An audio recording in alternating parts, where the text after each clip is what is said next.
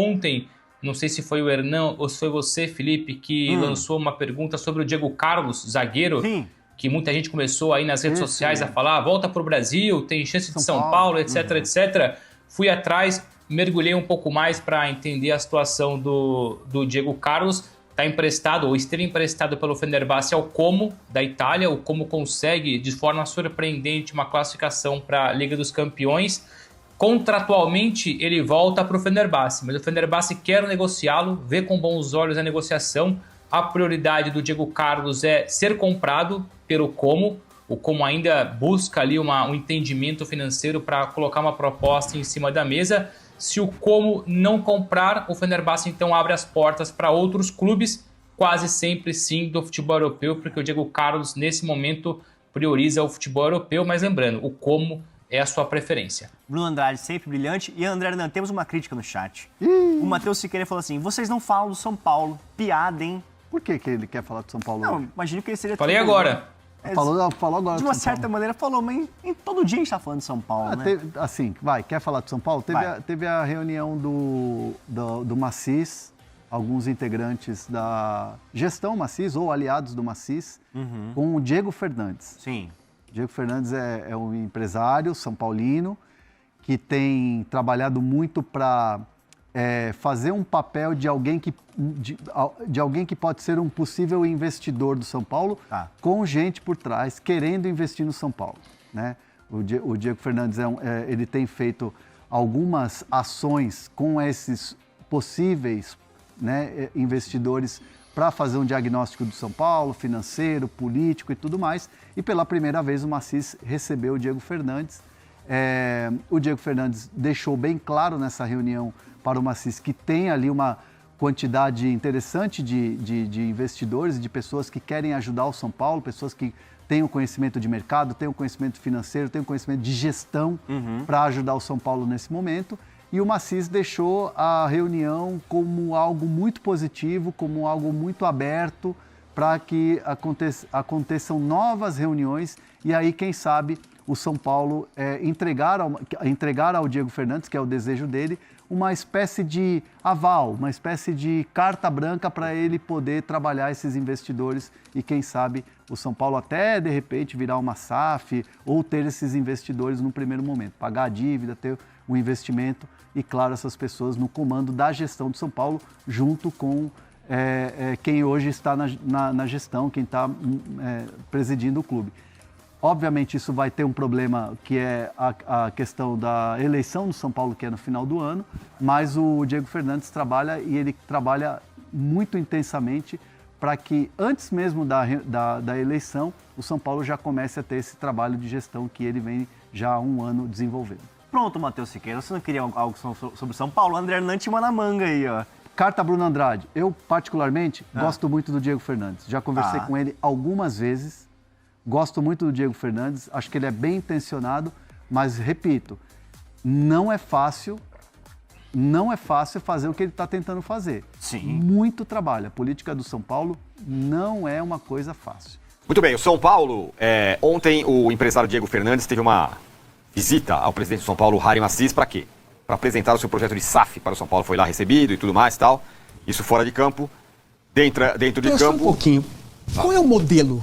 É isso que ele falou que pretende apresentar. Para fazer um projeto de SAF, vai apresentar ao São Mas Paulo. o clube divulgou... Vai falar, eu quero apresentar. O clube divulgou institucionalmente, com fotinho e tudo, ou foi uma parada... Não, né? Tá.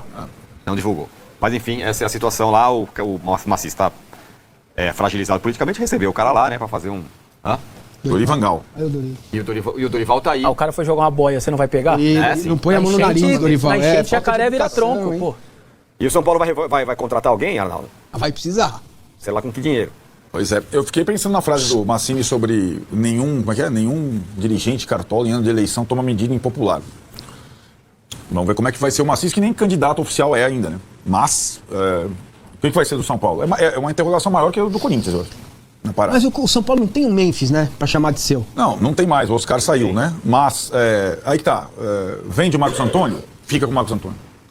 Contrata zagueiro, não contrata zagueiro. Né? Então, o time do São Paulo, diferentemente do Corinthians, não é um time formado. O Corinthians, se conseguir manter, como disse Diniz, o time tá ok. O Dorival não tem time pra manter. Não tem nem zagueiro pra colocar. Em algumas posições o São Paulo precisa contratar.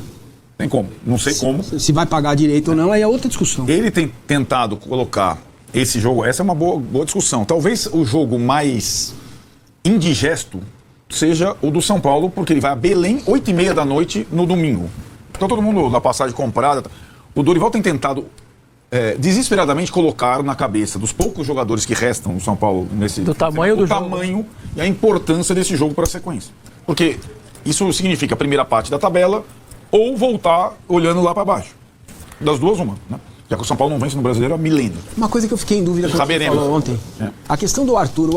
O São Paulo é obrigado a comprar o final do empréstimo ou não? São metas. Agora todo jogador é assim. Vem por meta. Ah, tá. Então já o Cauli, o Arthur, o número de jogos. Tá? Aí é obrigado. Se bater o número de jogos é obrigado. Igual o Corinthians foi obrigado a comprar o Kaká porque ele bateu o número de jogos do time japonês. Teve que comprar. Agora o Arthur tem mais um elemento. O Botafogo, esse clube que a gente está vendo. Se o Arthur, o Botafogo tem a possibilidade de vender o Arthur, mesmo sendo do São Paulo no meio do ano. O São Paulo, resta ao São Paulo cobrir a proposta. Certo. Ou, quer dizer, cobrir a proposta não. Exercer a compra definitiva antecipadamente. Antecipadamente. Se tiver uma Entendi, proposta agora ficou claro. Amanhã a gente vai falar mais a importância da vitória contra o Remo, que é um dos piores times até agora, a volta do São Paulo da Copa. Atlético Paranaense, Flamengo e Santos. Essa é a sequência do São Paulo na volta. São Paulo depois da Copa do Mundo. Vamos falar bastante amanhã de São Paulo, porque vai ter o sorteio da Sul-Americana e o sorteio da Copa Libertadores, mas vamos conferir agora. Esse é o primeiro gol, é um belo gol. Gol do Arthur, talvez o melhor em campo, acho que foi o melhor em campo. Fez 2-0, né, Arnaldo? Aí, agora vai, tira a zica e tal. Aí o time foi meio... Aí troca, aí começa... Tal, foi só um 2-0. O Dorival mesmo falou, o jogo vale pela vitória, tal, né? E agora tá aí clamando também pela data, pela Copa. Não antes...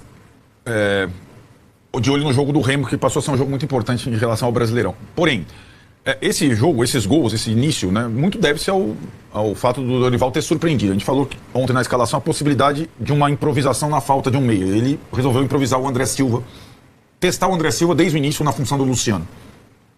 E num 4-2-4 explícito. E deu muito certo no começo, né? O André Silva bagunçou a marcação do Boston River, ele não sabia se jogava com um jogador na sobra ou se botava um para caçar o André Silva. Na primeira escapada do André Silva ele cruzou e o Arthur fez 1-0 com menos de 5 minutos. Outra jogada ali de inversão para o Arthur, 2-0. E aí a surpresa tática do Dorival contra um time muito fraco, talvez um dos times mais fracos que a gente possa ter vivido, mais fraco que qualquer time do estadual paulista. O São Paulo fez 2-0 e depois caiu de produção. É isso que ele fala na entrevista. Nos 3 jogos dele, e antes dos 3 jogos dele, o São Paulo, nos 3 específicos dele, começou bem, abriu o placar e aí foi caindo. Nos outros 2 jogos cedeu o empate, quase perdeu. Cedeu o empate, quase perdeu. Nesse não cedeu o empate, quase perdeu, porque o adversário é muito frágil. E aí ele começa a tentar buscar explicações, né? E elas são mais simples do que parecem, né? Bom, primeiro, o elenco do São Paulo é muito fraco. Desfalcado ainda, como está, mais fraco ainda, o que faz com que o banco de reserva seja um mero complemento de figuras, não é um banco com opções. Segundo, o time definha fisicamente na segunda etapa. Terceiro, o time não tem meio de campo. Sem meio de campo, você não controla o jogo, você não tem a bola. Né? Você tem só 2 no meio de campo. São Paulo não tinha jogadores no meio de campo ontem, né? Tinha 4 atacantes. Ou você joga o tempo todo em cima, ou você perde o controle do jogo. Você não tem como cadenciar o jogo, administrar o jogo. Como perdeu em Itaquera tentando fazer exatamente. Isso, mas isso mais por opção do Roger errado. Isso. Ele tinha opção. Tinha. O Dorival nunca teve opção nessas 3 partidas. Ele teve, na prática, de escalar o Ferreirinha como titular em todas. E ontem, inclusive, o André, né? Não tinha nem o Luciano. Então, é mais simples do que parece essa dificuldade em administrar um resultado. Talvez, Tironi, na última partida dele, antes da parada, ele tenha um reforço em meio de campo que possa fazer com que o time ganhe, ou o Cauli, ou o Marcos Antônio, que o time ganhe alguma consistência nesse setor vital. A zaga, que é outro problemão, por incrível que pareça, nesses 2 jogos, sem ser muito exigido, o garoto Osório deu conta do recado enquanto não tem outro zagueiro, né? Ele não foi mal nem contra o Botafogo, com mais exigência, e nem ontem. Mas o meio é uma situação, só tem o Pablo Maio e o Danielzinho, uma situação bem difícil. O que dá para compreender dessa classificação, primeiro, é que o São Paulo fez uma Copa Sul-Americana, fase de grupos ok, é o obrigatório para um time brasileiro, 3 vitórias, 3 empates, 12 pontos. O que você tem que fazer? 12 pontos e classificar em primeiro. O São Paulo fez isso. 12 pontos e classificou em primeiro. Sem jogar bem, jogando todos os jogos fora de casa com o time reserva. É isso. A Copa Sul-Americana não atrapalhou até agora a temporada do São Paulo. Como o São Paulo está eliminado da Copa do Brasil, ela passa a ser a única possibilidade de título a partir do sorteio da sexta-feira. E para tentar alguma coisa na Sul-Americana e ao mesmo tempo lidar com o brasileiro, o São Paulo precisa reformular o seu elenco. Porque isso aí não dá. Simplesmente não dá. A molecada que entrou no segundo tempo não segura e o elenco montado no início da temporada ele definhou por uma série de questões disciplinares, de negócio, físicas, médicas. Acabou o elenco pensado no início da temporada. Ainda que os reforços contratados, eu sempre falo aqui, o Vessone concorda, fora o Dória, que pediu para sair, foi perseguido pela torcida, ameaçado e tal, todos vieram e jogaram e são titulares. Né? Então, o lado direito do São Paulo hoje, que é o forte do time, ele foi contratado nessa temporada. Lucas Ramon, Danielzinho e Arthur. Isso não existia. E Lucas Ramon e Arthur formam um belo lado direito. Né? São jogadores complementares. Então, o São Paulo está se formando ao longo da temporada. Vamos ver qual é a capacidade agora de, na janela, o Dorival e o Rui Costa, remanescente do caos, e que ontem foi xingado pela torcida de novo, mas é o único dirigente de São Paulo, já que o Rafinha vai comentar a Copa na Globo, eles têm de, com poucos recursos, fazer bons negócios, como foram feitos até agora. Né? O São Paulo tem as carências claras na zaga e claras no meio de campo. Para que, na segunda parte da temporada, ele possa avançar na Sul-Americana, dependendo do cruzamento, e ter uma vida no Brasileiro sem grandes sobressaltos. Como mais ou menos imaginava o Hernan Crespo lá atrás. Né? Então, acho que esse diagnóstico e essa vitória que interrompe 8 partidas sem vitória era o adversário ideal, no momento ideal, para você se reabilitar. Talvez fosse qualquer outro adversário, essa quebra do jejum fosse mais complicada. E aí, Vessa, 2-0. O corintiano, se fosse um corintiano, falaria, não, 2-0 nós, tá tudo certo e tal. Sem grandes questões. O São Paulo, como tá meio descrente, ele achava que tinha que ser mais, que o time era muito ruim e tudo mais. Primeiro falar do Rui Costa, que se não é aquela bobagem que eles fizeram em relação ao treinador, o ano do Rui Costa, com todos os problemas que o clube tem, fora de campo, aquela loucura da política, tal, acusações, polícia, Ministério Público, o cara segurou o CT na unha e fazendo bem o papel dele de contratação. O coelho que ele tira da cartola, faltando 6 horas para fechar a janela, que é o Arthur, convenhamos que é um baita de um coelho que ele sacou ali da cartola no último dia da janela, faltando pouco tempo para acabar, e ele contrata um cara que está sendo importante e que ninguém lembrava dele ali, o Botafogo tá no cantinho, tal, trouxe, tá apresentado. É que, infelizmente, a tomada de decisão mais importante que ele teve acabou sendo fundamental para toda essa confusão que ele trouxe. Ele pôs o alvo no peito dele. Mas ele faz um bom trabalho como gestor, ou do CT, ou de contratação, o cara faz um bom trabalho. Você queira ou não, São Paulino. Se você conseguir excluir, é difícil de excluir, mas se você conseguir excluir da sua cabeça o lance do treinador, você vai ver que ele está sendo um bom gestor. Eu queria falar o daqui para frente, sobretudo até o mais próximo, que agora é o jogo do Remo. O Dorival, ele cita o jogo do Remo, e ele, com a experiência que ele tem, ele não é burro. O São Paulo está em 7º lugar já. E ele pode ser ultrapassado por Bahia ou Botafogo, por Cruzeiro, por Vitória, e ele pode cair para a segunda parte da tabela. É difícil, tem que acontecer mais 2 ou 3 resultados, além do revés lá em Belém. Mas imagina a imagem que você, que chegou a ser líder, com aquela insanidade de quase 90% de aproveitamento, que a gente sabia que não era aquilo mesmo, tá tudo bem. Mas você ficar 2 meses, 11º, 10º, praticamente na segunda parte da tabela, é ruim. Queira ou não, é ruim. Por isso que eu acho que ele já cita Belém, ele cita a importância de talvez ter jogadores ali voltando do DM para tentar de alguma maneira ajudar. Eu sei que os caras já estão com a cabeça... É assim, viu, gente? O jogador já comprou passagem, já vai viajar no domingo, outros já viajam segunda-feira, todo mundo com as passagens prontas, uns vai pra Disney, outro vai... São Paulo ia jogar sábado, foi pra domingo à noite, deve ter muito boleiro. Nossa. Pé da vida, não? Pé da vida, teve que trocar passagem, perdeu o dinheiro para pagar a multa da troca. Pode esperar que isso teve. Então, assim, mas tem um jogo. E é aquela coisa, se você ganha, você termina claramente na primeira parte da tabela, e mais do que, você pode ir a 28 e terminar talvez, dependendo em 4º lugar. Só que você pode cair para 11º.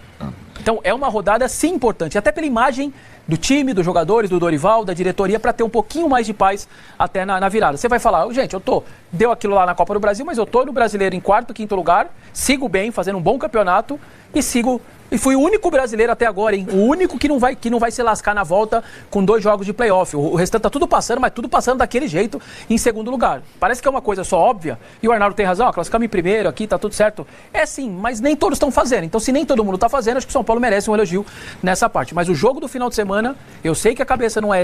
Muita gente tá pensando em Copa, mas ele é importante. Se você olhar a tabela, você pode brincar de 4º, mas pode brincar de 10º, 11º também.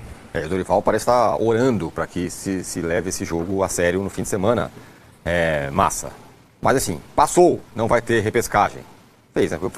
A nota negativa do semestre é a eliminação da Copa do Brasil, né? A principal. Mas a Sul-Americana tá lá. Era um jogo para reabilitar o Caleri. Mas que fase tá o Caleri, né? Nossa Senhora. Que fase? Que fase, cara. Ele não fez um mau jogo, né? Mas, sei lá, não é o gol, né? Já foi. Ele ia fazer o gol, o cara fez primeiro. Depois teve um pênalti, foi marcado. Uma cabeçada sozinha. Na área sozinha. Eu ia chegar lá. Aí teve o pênalti, foi anulado o pênalti. Então, cara, era um jogo para ele se reabilitar, né? Mas tem mais um ainda contra o Remo. Não tenho a menor dúvida que esse jogo de domingo é mais importante que esse. Mas a classificação dá um alento para um começo de trabalho, né? O Dorival pode chegar lá no meio do ano e falar, olha, o time está classificado e pode se manter aí, se conseguir um bom resultado lá em Belém, próximo do G4 ou já dentro dele, enfim, precisa dar uma olhada na tabela aí para ver como é que tá. Enfim, cara, se tem uma coisa que o Rui Costa faz bem, já projetando, é contratar esses jogadores, cara. O Arthur tem sido decisivo no São Paulo, ele é um jogador muito bom. Se tivesse outro Arthur do lado esquerdo, ou um outro meia, ou, sabe... É esse tipo de jogador que o São Paulo precisa procurar, cara. O Arthur não vai resolver muitos jogos grandes, assim, mas ele é um jogador muito importante. Ele é muito útil, ele sabe jogar futebol, a gente está vendo aí. Né? Esse é o gol que o Caleri faria. Então, se o São Paulo for à janela e contratar os reforços estilo Vessa, 26, 27, 28 anos, até 29, tudo com fome, dá pra fazer um segundo semestre bem melhor do que foi o primeiro. Agora, se vier com história de Ganso, cara, aí eu desisto. Aí eu rasgo aqui, eu jogo meu celular pra cima. Mas tá no ar aí pra São Paulo e Santos, tá no ar, viu? O Ganso pediu pra não jogar mais o Fluminense, porque ele quer ser negociado. Ele é reserva lá com o Zubeldia, ele tem 36 anos. E diz ter propostas, né? O Fluminense diz que ele tem propostas. Exato. E por isso pediu pra não jogar.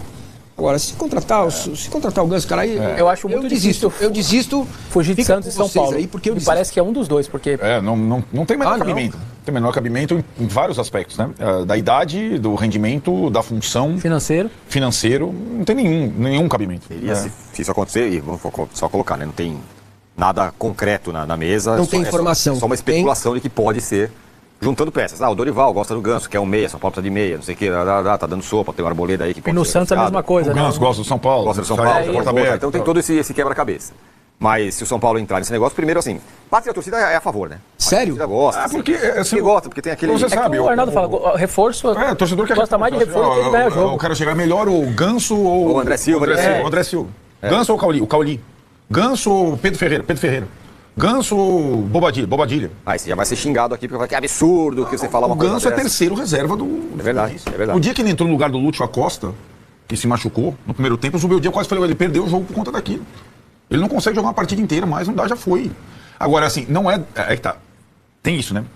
Na gestão, o Rui Costa também. Tem várias boas sacadas e várias recaídas para antigos eu ia chegar nesse ponto. Certo? Então é o Oscar... É o Rames. Mas o Ganso tinha que jogar no MLS, cara, onde a coisa é mais tranquila, onde ele põe a bola onde quer, cara. Não tem condição para o São Paulo ter um jogador desse.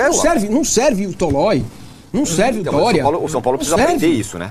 É algo que tá todo mundo vendo. O jogador veterano, uma hora, com esse calendário maluco, não vai abrir a boca. E outras, que nem é tão velho assim. E outra, qual é a motivação aos 36 anos do Ganso para voltar num clube que ele já jogou? O Danielzinho e o Lucas Ramon, se precisar comer a grama, eles vão comer. Sim. Os caras ainda têm que sustentar a família, fazer uma partezinha financeira. Mas o Ganso, o que ele quer hoje aos 36 anos? Vai deixar a vida no jogo do São Paulo? Não vai deixar. Então, assim, ele quer continuar no clube grande no Brasil. Mesmo que ele deixe a vida. Não vai conseguir, né? Como? Entendeu? E fora salário. Você põe o Ranieri, vou citar o Ranieri. Você põe o Ranieri em cima do Ganso não vai ver a bola. É isso. Entendeu? Mas esse negócio que, de novo, não tem lá informação, mas esse negócio tá no... Se tá no ar é melhor já cortar pela raiz, né? Não, porque junta tudo, todas as questões, mas... Fala família, beleza? Chegamos aqui com mais uma informação exclusiva e atualizada do maior clube do Brasil. A gente está falando do São Paulo. Desde já peço para você o seu like, se inscreva no nosso canal e ative o sino das notificações para você receber sempre que for possível as principais informações do maior clube do Brasil. A gente vai encerrando a nossa edição por aqui. Um grande abraço para você nesta quinta-feira e até o próximo vídeo. Fui.